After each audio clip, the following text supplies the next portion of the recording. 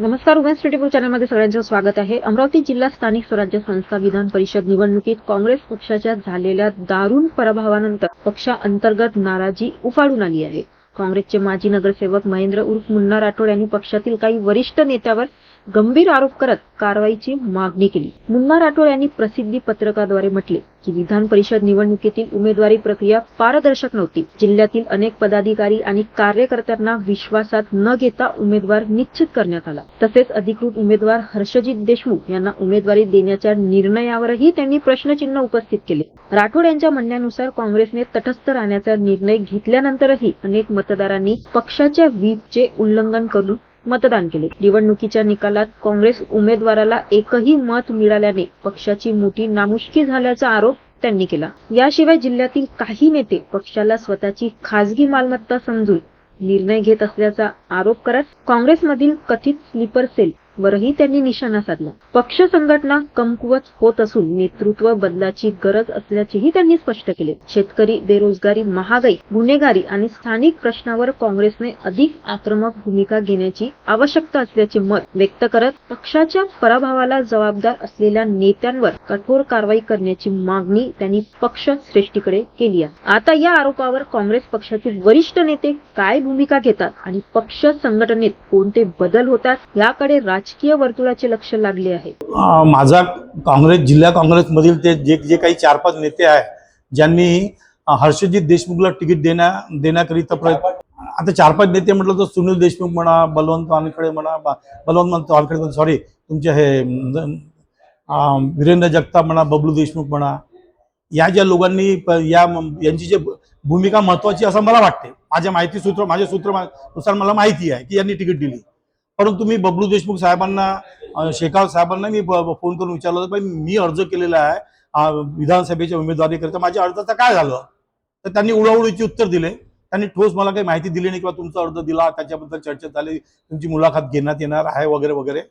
परंतु आज ही जी आज नामुष्की काँग्रेस पक्षावर आलेली आहे जिल्ह्यामध्ये, 0 मत.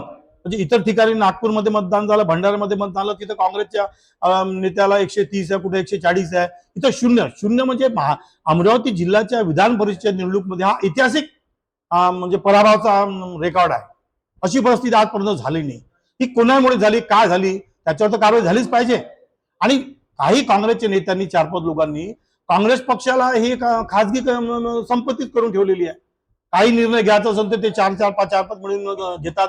आंदोलनचा असो, आंदोलन मागे घेण्याचं असो, तिकीट वाटपाचं असो, कॉर्पोरेशनचं असो. म्हणून काँग्रेस जे बॅकफूट आली आहे 3-4-5 लोकांमुळे आलेली आहे, यांच्यावर कारवाई झाली पाहिजे. केंद्र म्हणजे आमच्या दिल्लीच्या नेत्यांनी, राजकीय नेत्यांनी, राज्याच्या राजकीय नेत्यांनी या प्रकरणाची सखोल चौकशी करून त्यांच्यावर कारवाई करायला पाहिजे, अशी माझी मागणी आहे. मी तुम्हाला या प्रेस नोट सोबत माझा अर्ज दिलेला 24 तारखेचा अर्जाची प्रत दिलेली आहे की मी उमेदवारी मागितली होती. मला जर उमेदवारी दिली असती तर हर्षजित देशमुख पेक्षा कधी चांगले मतं भेटले असते आणि पक्षामध्ये एक मॅसेज गेला असता की बा निष्ठावान कार्यकर्त्याला तिकीट देण्यात आली. परंतु यांची मनस्थिती म्हणा किंवा यांचा विचारधारा म्हणा ही काँग्रेस पक्षाच्या लायबिलिटी नाहीच आहे यांच्याजवळ. आणि आता काही दिवसा पहिलेच ते आपले जे हे आहे श्याम मानव यांनीच आरोप केला की अमरावती जिल्हा काँग्रेसमध्ये काही स्लीपर सेल आहे म्हणून. त्यांच्या आरोपावर आता मला विश्वास करायला वाटून आला, अशी परिस्थिती झालेली आहे. विपत चुकीचा होता माझं तर असं म्हणणं आहे. कारण की तुम्ही पहा, या निवडणूक बॅलेट पेपर 3 नाव होते की नाही, प्रवीण पोटे, हर्षजित देशमुख आणि आपला तो विश्वकर्मा. मग तो काँग्रेस म्हणून उमेदवार होता तुमच्या बॅलेट पेपरवर, मग तुम्ही तटस्थ राहण्याचा कसं व्हीप काढू शकता? हा, तुमचे 2 निर्णय कसे वेगळे होऊ शकतात?